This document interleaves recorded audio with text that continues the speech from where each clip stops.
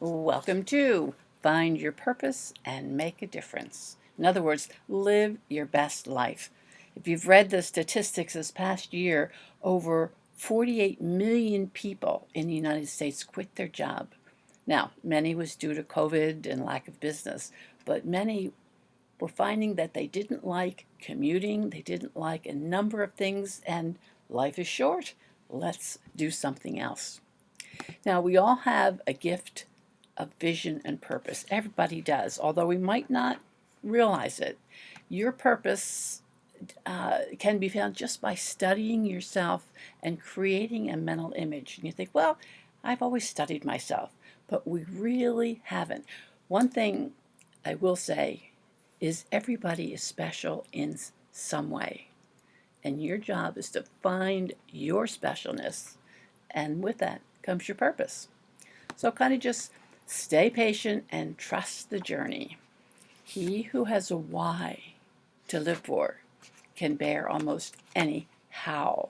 You think that's kind of a strange thing to say, but live your life happily.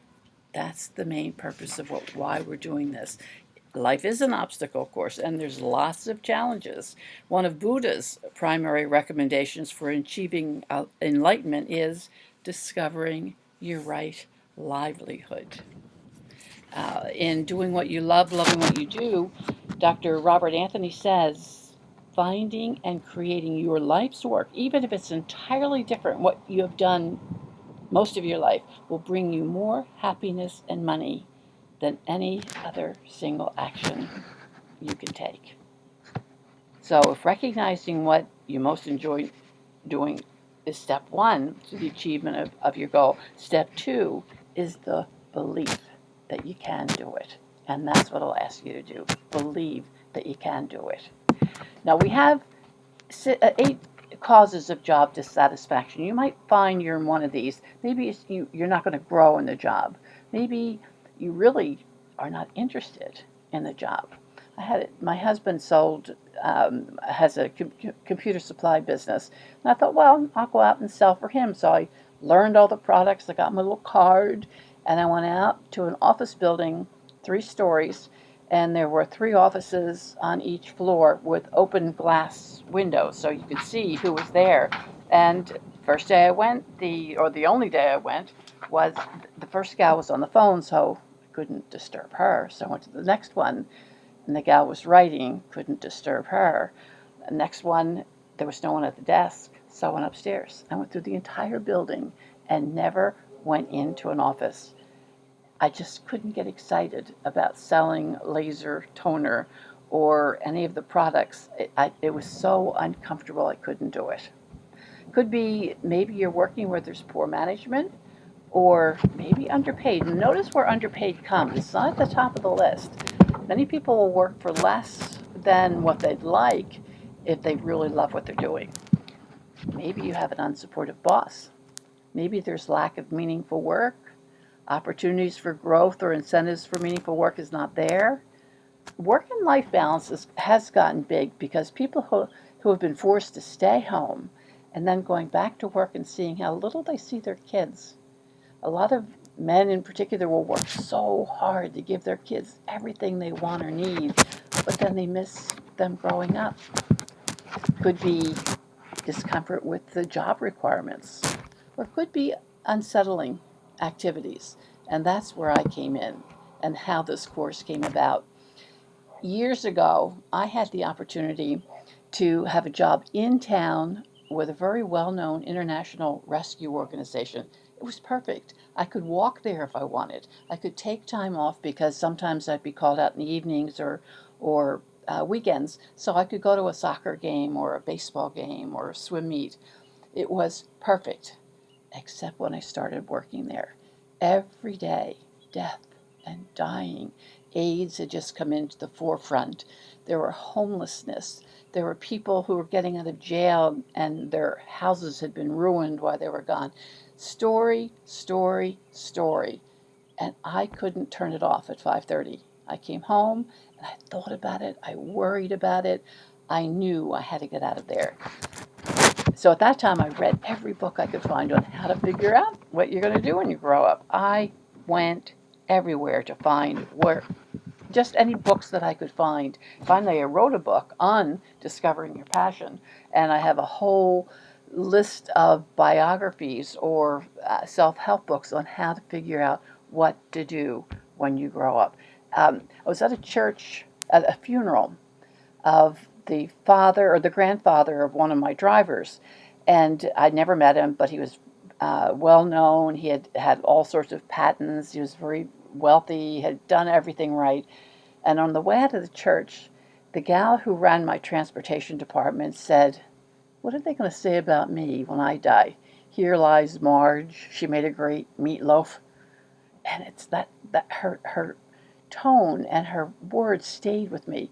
Marge was such a special lady. She did make a great meatloaf, but she made everybody feel special. She took care of people. She did something that most people can't do. She was a special lady. So, how can you figure out? Build your purpose by studying yourself. You know, there was a song that was very popular when my kids were little. Peggy Lee, is that all there is? Is that all there is? Is that all there is, my friend? Well, when my kids were little, I didn't have time to think about what my purpose was, what my vision was. I just was running after the kids. I was doing laundry. I was, don't, she hit me, don't touch, sit down. Yes, I'll count to three. Please stop screaming. They were my days. And it was perfect. At that time, it was perfect. But all of a sudden, you get to the point where now they don't need me. So, what am I going to do? Now is when I really became aware of purpose. So, now, what's your story? There's so many books written recently about story in business, story in sales, even your story. We have things happen to us in our past. You could fall off your bike and break your arm. How do you review what happened? What is your explanation of why you fell off and broke your arm? Did it ruin your life? Was it the street's fault? Was it your fault? Did you lose balance? There's a story. Everybody has a story. And you think, well, that's my story. It happened.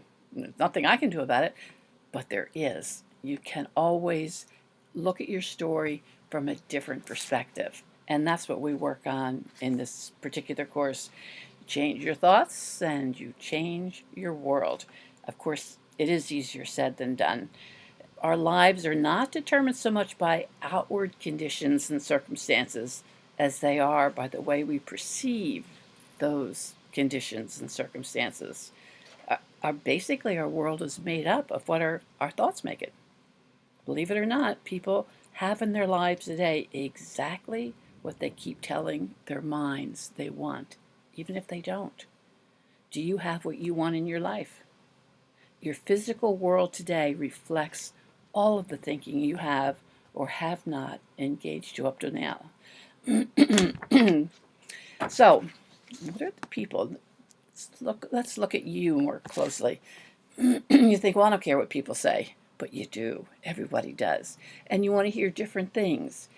If you were to overhear a conversation about you from your friends, what would you want to hear them say? Just write down one or two words.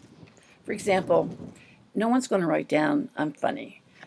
I'm not funny.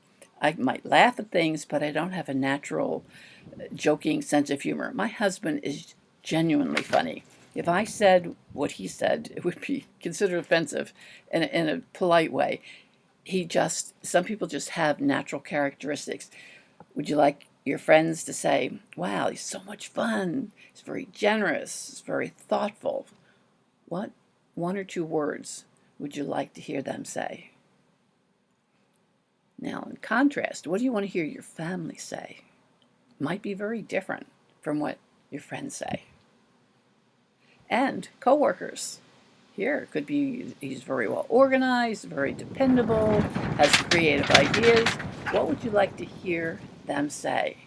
It makes a difference. We are influenced by what others say. Even though we might appear that we don't, we are. Another way to kind of look at yourself, where do you most enjoy being? Do you like For example, I love the smell of schools. Now, I don't know whether it's what they use on the floors, but of course, my life has been in schools of one sort or another.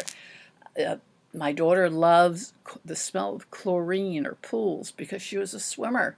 She equates that with great memories. Where do you like to be? Library, hotel, bank, a court, an office, a museum, a hotel. I also love hotels. When I worked for Dale Carnegie, we would hold classes in hotels, and I felt so elegant walking into a hotel. What about a factory, or an airport, a restaurant, a mall, a studio, a store? Where do you like being that might play a part into finding what your purpose is?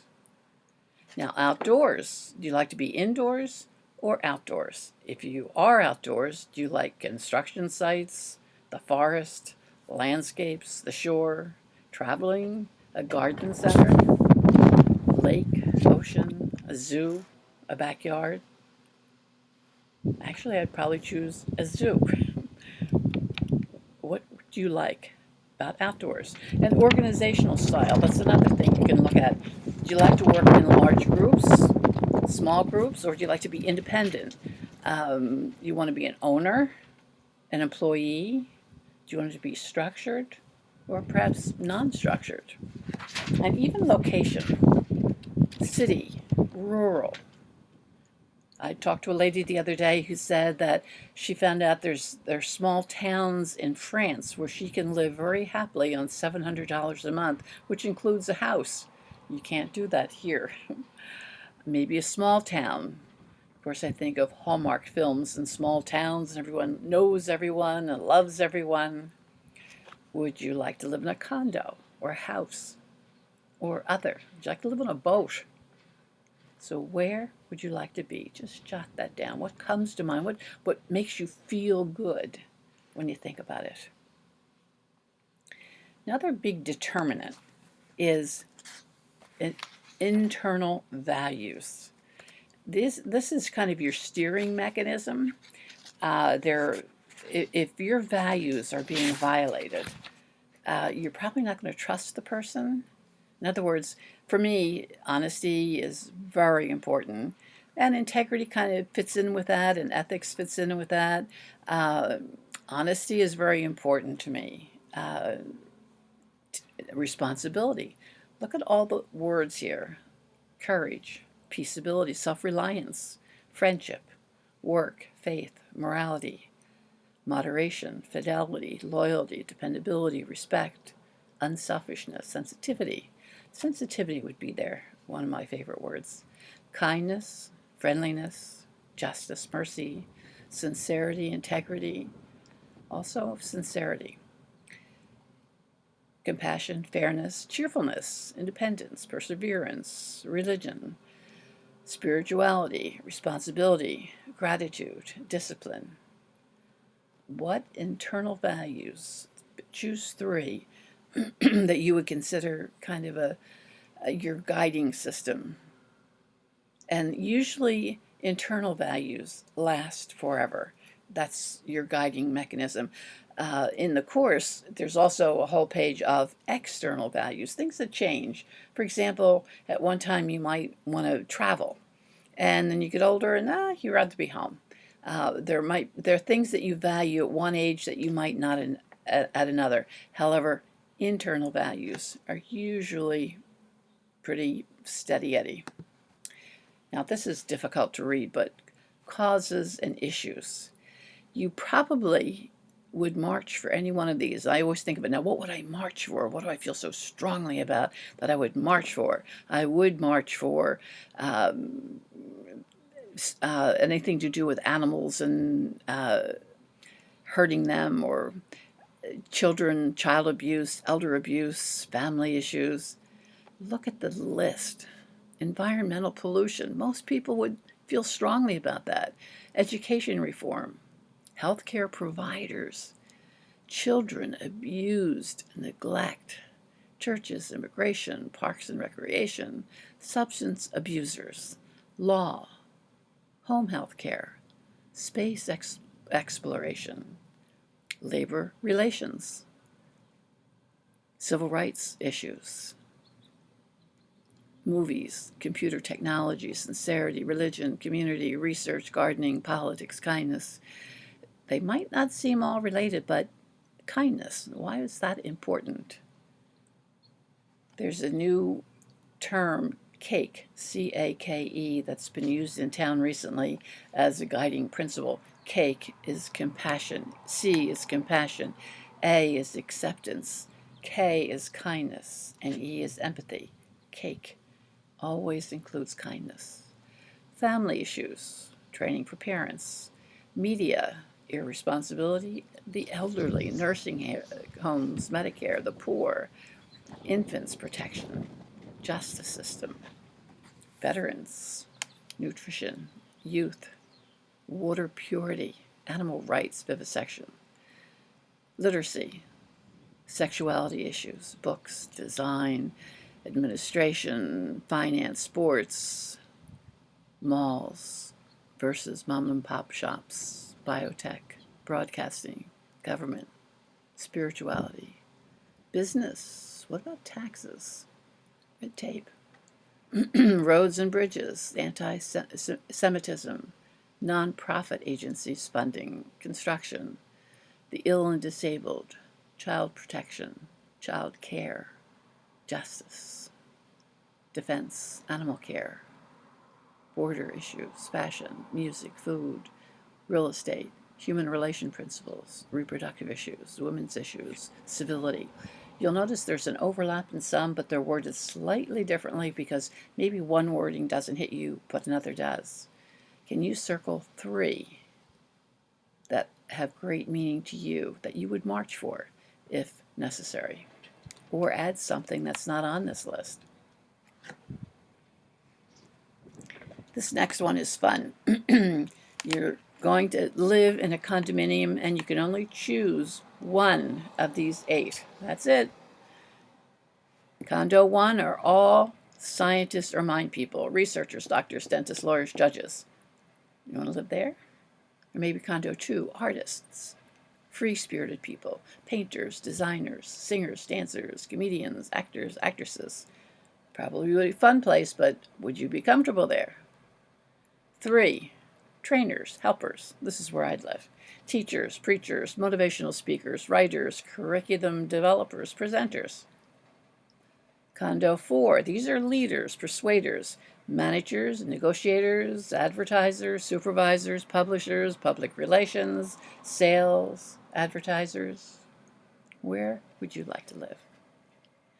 5, economists, number of people, I definitely won't be here. Engineers, clerical workers, computer programmers, bankers, mathematicians, marketers. Definitely not my bailiwick. Condo 6, athletes, physical people, runners, basketball players, baseball players, football players, aerobic instructors, gymnasts, hikers, bikers, campers, coaches. Or number 7, naturalists, animal people. This would be my second choice.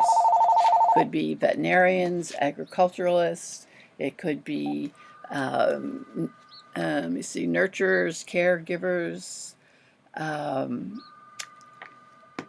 health aides, social services. And then condo 8, builders, mechanical people, mechanics, investors, repairers, technical services, or constructing.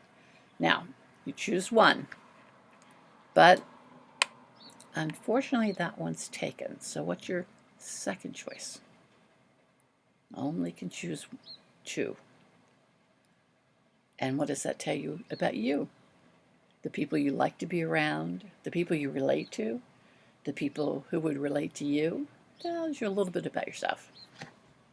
Now, this one took me 2 weeks. I was teaching at the time. This was many, many years ago, and I took a piece of paper. It doesn't matter whether it's lengthwise or lengthwise or widthwise, but you fold it in half, and then you fold it in half again. Just a plain white piece of paper. Fold it in half, fold it in half again. So now you've got 4 columns, and at the top of each column, put a label. Skills. Second one is experience. Third is knowledge. Fourth is talent and gifts. And let me tell you, that's the most difficult for most people to fill out. Skills. Now, I can cook. Now, my sister can cook, but she'd also put that under talent because she's that good. I can cook. That's a skill. I can type. I can edit. Do crossword puzzles. I can speak, organize, build, wallpapering, negotiate. What are the things that you can do? They're skills that you have, that you learned. Do you know how to repair a motor? Do you know how to fix a tire? Do you know how to build a house? Do you know how to fix an air conditioner?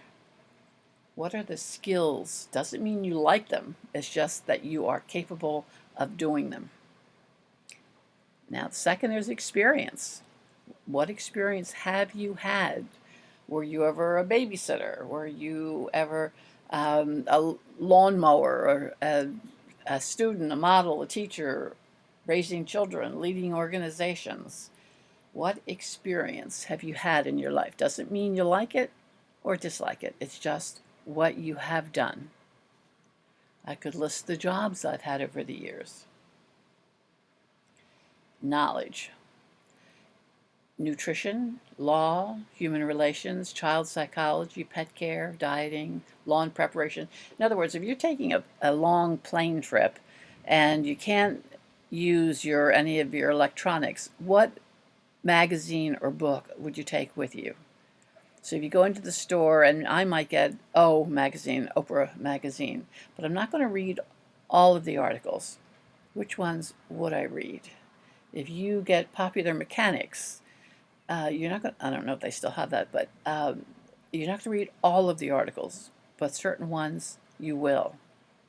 Or you look at your bookshelves. If you're a reader, and if you collect books, what are they about?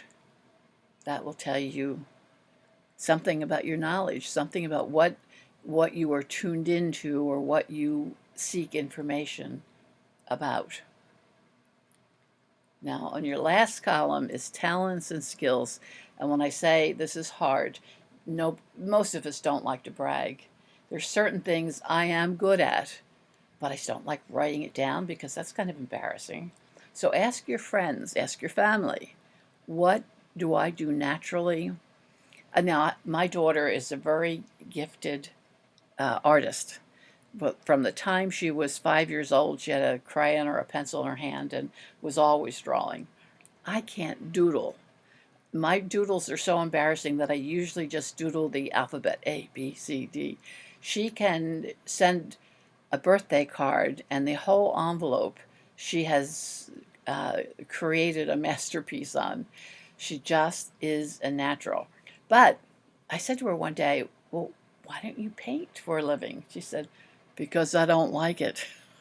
So what your gift or talent is does not mean that that's what you're going to be doing. So what are your gifts and talents? And that could include, are you a kind person?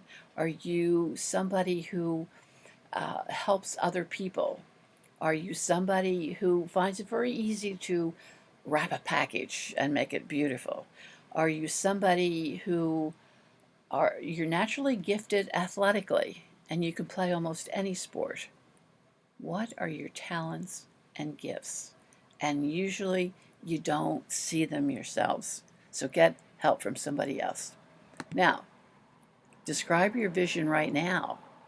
Right now, what do you most enjoy doing? Where would you like to be getting up in the morning?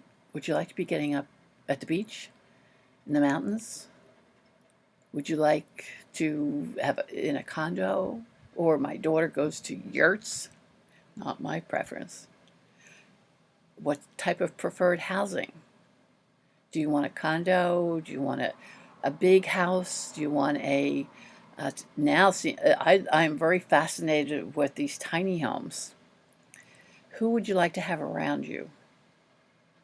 Picture the people that whose company you most enjoy. What would you like to be doing? I would love to go to the theater. My husband would love to go to a ball game. What activities do you enjoy? What makes you laugh? Everybody loves to laugh. It feels good. What feels exciting? Weather-wise, do you like it cold or hot, in between? I don't like hot, so Florida would be out except for the winter. And what activity for the day would you most like to be performing? What would you like to be doing every day? Would you like to be working with people, for people? Describe your perfect day. Just think about it. This is where journaling is so, so important. Now you'll notice that all responses involve feelings. And if we go to Wayne Dyer from his first book, Erroneous Zones, logic, major premise, I control my thoughts. Do you believe you control your thoughts? Minor premise, my feelings come from my thoughts. Conclusion, I can control my feelings. This can be a huge argument. First of all, do you control your thoughts? And if you say you don't, then I'm going to have to say, well, who does? But thoughts pop in that you don't know where they came from. I went to bed the other night, and I wasn't really quite asleep, but a truck had gone over me, but I was safe, and I couldn't make up my mind whether I should have been face down or face up. Now, what made me think of that? So there's certain thoughts that will pop into your head. Can you get rid of them? You can. And you can use two words, cancel, cancel. First cancel's for the thought, and the second is for the recognition of the thought. Bad thought, cancel, cancel. I would say that to my kids when they're growing up, cancel, cancel. Because your feelings do come from your thoughts. If you don't have a thought, you're not going to have a feeling. You think, oh, no, I just felt so horrible. Yeah, but what made you feel horrible? It was a thought that did. So it would be nice if we could control our feelings. Of course, that's something you work on. Maybe you have to go sit on an ashram and just meditate all day. Okay, now, how do we do this? One thing we work on is training your brain. And how you do that by studying what is right now. What habits do you have? You all brush your teeth, I'm sure of that. You all have certain habits that you do follow. And once you have a habit, it's very difficult to break it. They say 21 days, but they find that that's definitely not true. It's more like 60 days before you can change a habit, and you have to be conscious of it. Go back to your thoughts. Keep the thought in mind. Attitude. Attitude. Can you control your attitude? I'll tell you that on the next slide. Purpose. Do you feel as if you have a purpose in life? If you don't, get one. What's your health like? And that's something you can control insofar as food intake is concerned, exercise is concerned. And go back to your thoughts and we go back to your beliefs. But now let's just look at one of the most important, and that is attitude. Years ago, I was hired by the police department in Hoboken. Hoboken, New Jersey is a 1 square mile town right outside New York City, and it is congested. There's no place to park. In the police department, there are maybe 30 people who are just on patrol for tickets, and they can have your car booted and towed away. And it's the kind of job where nobody comes out of their doors, oh, thank you, as they see their car being ticketed. My job was to train them in attitude. And they took every single person, small groups of 6, and only 3 hours apiece. But we worked on attitude. If something happens to you, that's the stimulus. There is a pause between stimulus and response. In other words, if you're sitting in a row in front of me and I just walk up and kick 3 people in a row, will they all have the same reaction? One might get up and kick me back. One might cry. One might leave the room.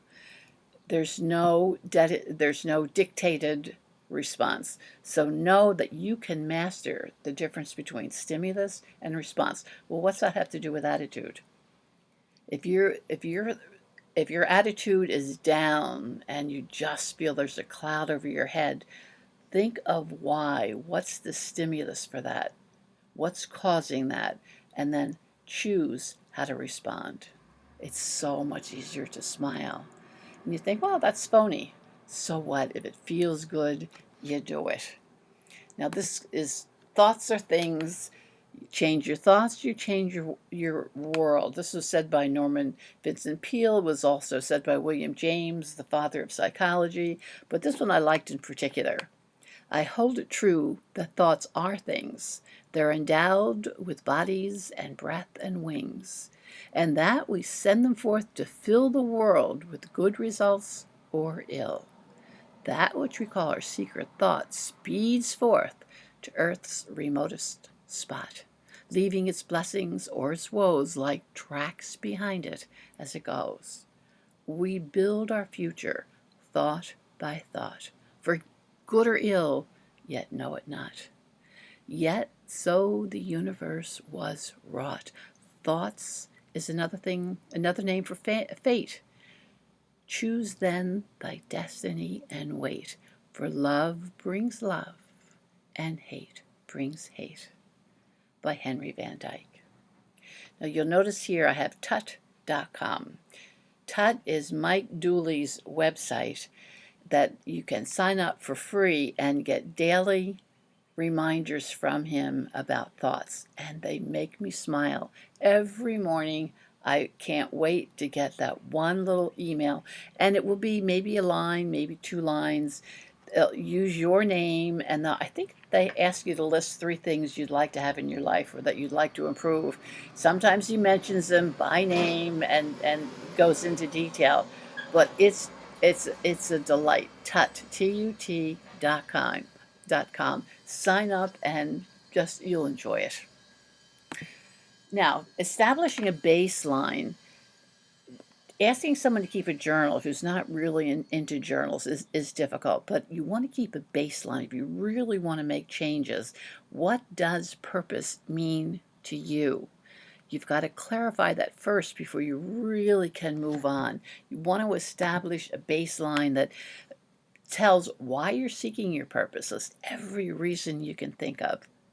For me, it's just feeling good every day. It's feeling excited about what I'm doing every day. It's knowing that I'm making a difference in some small way. Why are you seeking your purpose? And what would it mean if you knew it? How would your life be different? What do you want your life to look like? Do you want it to be in the field? Do you want it to be in a home? Do you want it to be in a mall? Do you want it to be at an airport? Where do you want to be? Where do you see your life, and what do you want to be doing? So find your vision and purpose. Your goal is to find your life's purpose that inspires passion, sustains energy, seduces you, won't leave you alone, and makes a difference in the lives of others. Think of the famous people who have just devoted themselves to one pursuit.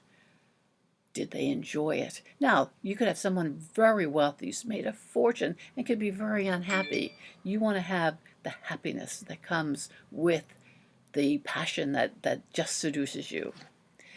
What I would do is take a screenshot of this, if you can see this, and just keep it in the front of your journal.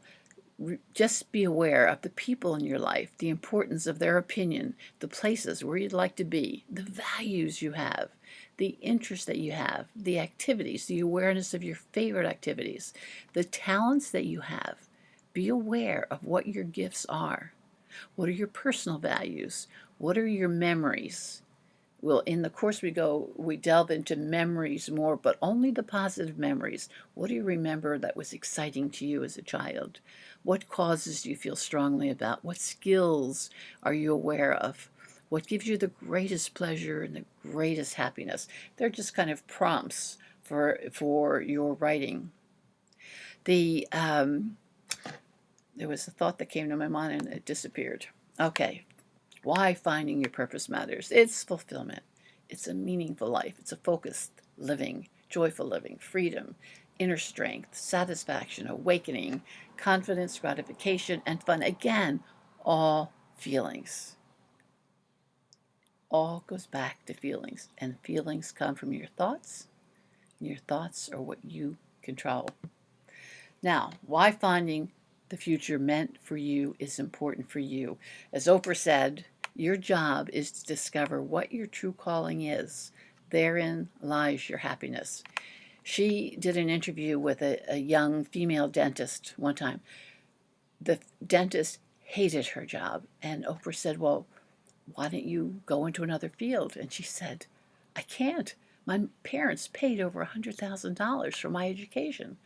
And Oprah said, so for $100,000, you're going to be miserable for forever. Now, uh, another example was I taught this course 19 semesters at the adult school, and one time I had a doctor in the class, a young doctor, and I thought, why is she in my class? She's a doctor. And she said to me, she said, she works in a clinic. She's allowed to see people for X number of minutes, 4 or 5 minutes, because there's such a vast number of people waiting. And she became a doctor because she wanted to get to know people and help them and know she made a difference. Well, she might be helping all of these people, but she doesn't know if she made a difference. And it gave her such dissatisfaction. By the end of the program, she found another job. She's working in an office. She loves it. So it could be just location that makes a big difference. Every day, purpose speaks to us through our feelings.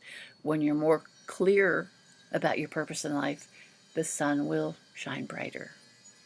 And the number one deadly fear is having lived a meaningless life. So find your tools. We have internal and external tools.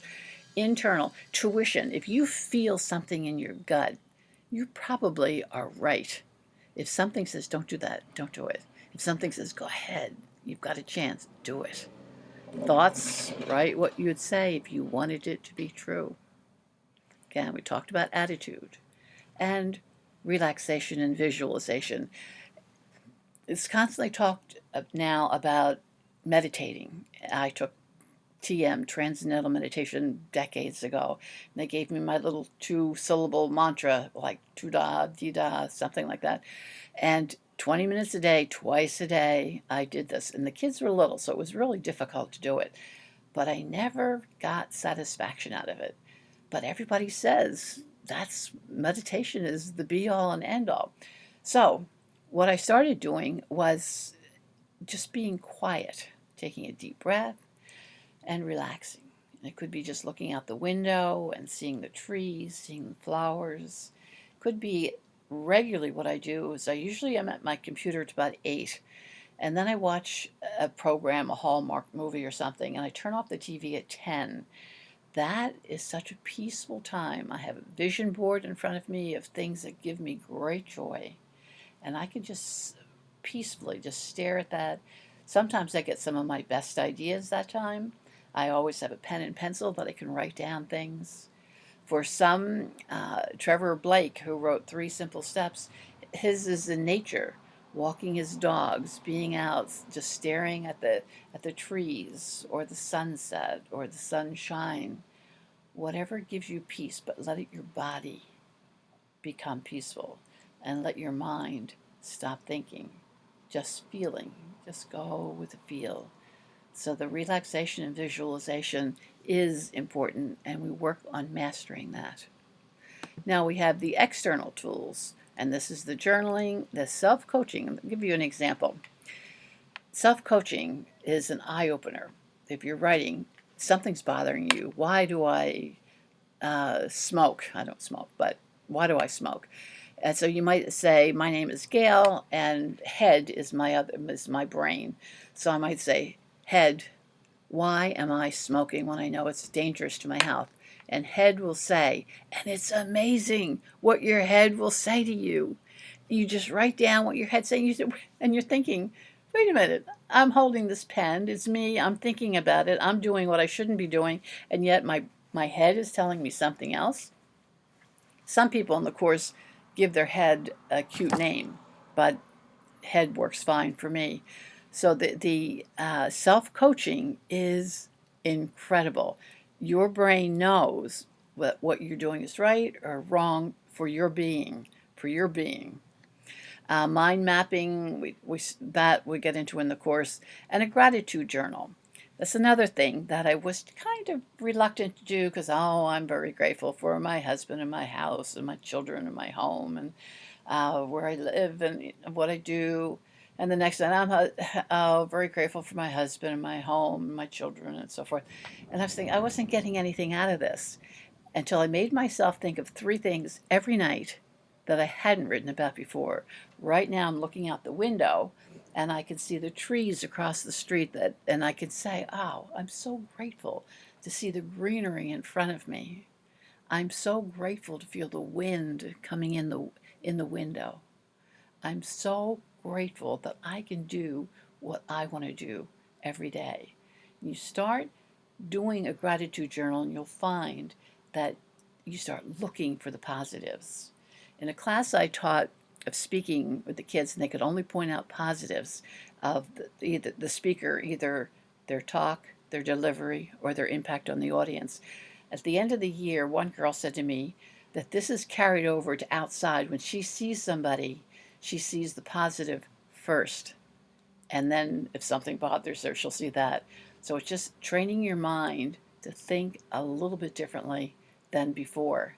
So be grateful. There was a study done, in fact, it was on television this morning, of people who are upbeat and have a positive attitude actually live, and I forget the percentage, but it turned out to be like 4 years longer than those who are, "Oh, woe is me, everything's rotten, it's cold, too cold, the wind is blowing my hair, those trees are getting pollen all over." You can choose a positive or you can choose a negative. But if you're doing a gratitude journal, you're kind of forced to go with the positive till your mind starts seeing the positive all the time. So, your assignment is you already know what you want in your life, but you might not know that you know it. So sit in silence and daydream. Just daydream. What would you like to have in your life right now? And write down what comes to mind in your journal. Picture it in your head 3 times a day. I see myself doing. I see myself getting. I see myself being. That's your assignment.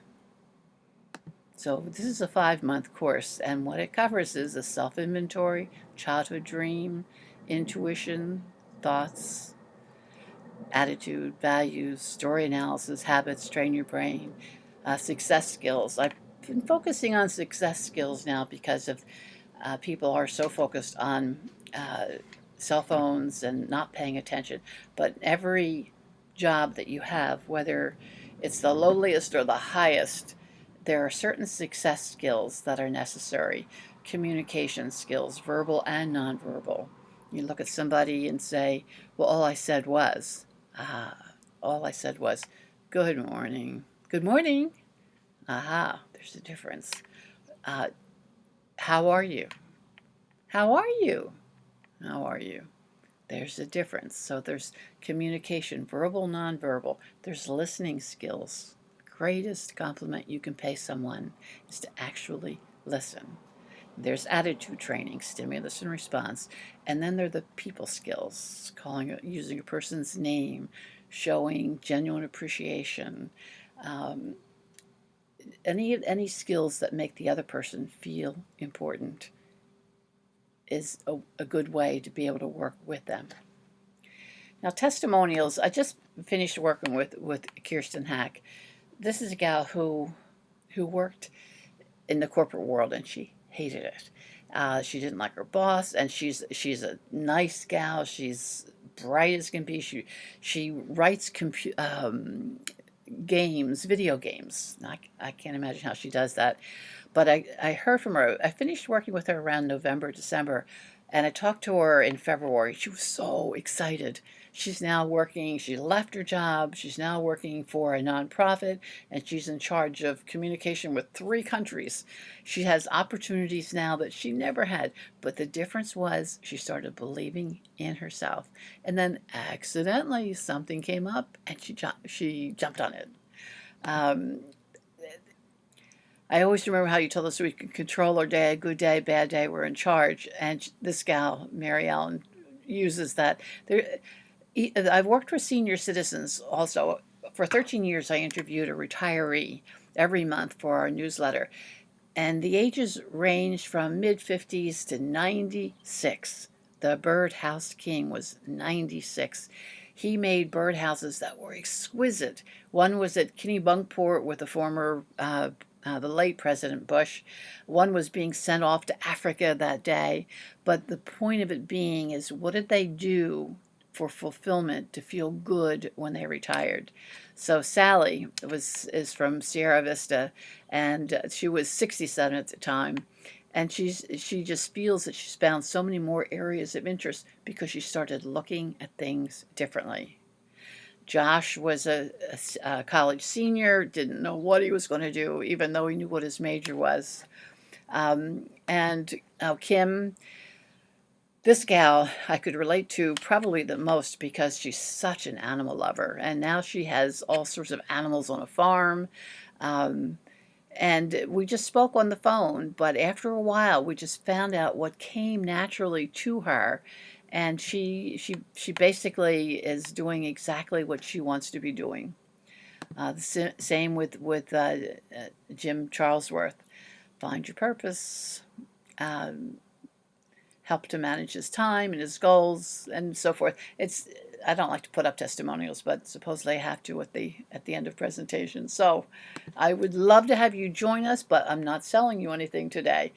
This is a 5-month program. It's 6 modules with 21 lessons.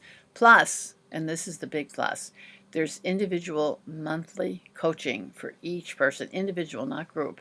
And we set up success teams. Success teams are a group of people, no more than 4. There could be 5, but usually 4, that each has a goal, could be totally unrelated. First one I set up, one gal, we all wanted to change our jobs. One girl sold blood products, but she wanted to be in jewelry. One girl, she was a nurse, but she wanted to get out of that. And I was with this international rescue organization, and I wanted out of that. We met 1 hour a week. Never had refreshments, not water, nothing. We would meet for 1 hour, and no pleasant talks. If we wanted to do that, we did it before the meeting or after the meeting, and we each had 15 minutes. By the end of a year, everybody had changed their jobs. It was incredible just having that input. So we do set up the success teams. The topics are the story refinement, self-analysis, train the brain, habits, and success skills, as I said. And the bonuses, if you want to do seminars, I have one book I wrote called Financial Success with Seminar Training. One talk fits all if you want to do speeches, even conventions. I've done a 3-day convention using that one book. Monthly coaching calls, and Be the Best You Can Be booklet. Cost? Investment due to the actually usually we charge for coaching $2,200 a month. Now instead it's $2,200 a person for 5 months, and that can be broken down into monthly payments with a 30-day refund guarantee, absolute guarantee. And a tentative start date right now is August 29th. There's no commitment necessary. If you're interested in joining us and learning more, sign up at this http www.CassidyCourses.com/CLASS. There's a form there, and there's also a copy of this seminar, which is approximately 50 minutes. And once we have your name and email address, then we'll send you additional information. I love researching this. Anytime I find something new, I will include that in a weekly email to you. So just to keep up, even if you never join, it doesn't matter. You'll always have more information coming to you so that perhaps you can make a decision. So thank you for listening. I appreciate it. And by the way, I don't think I ever said, I'm Gail Cassidy. Take care. Bye-bye.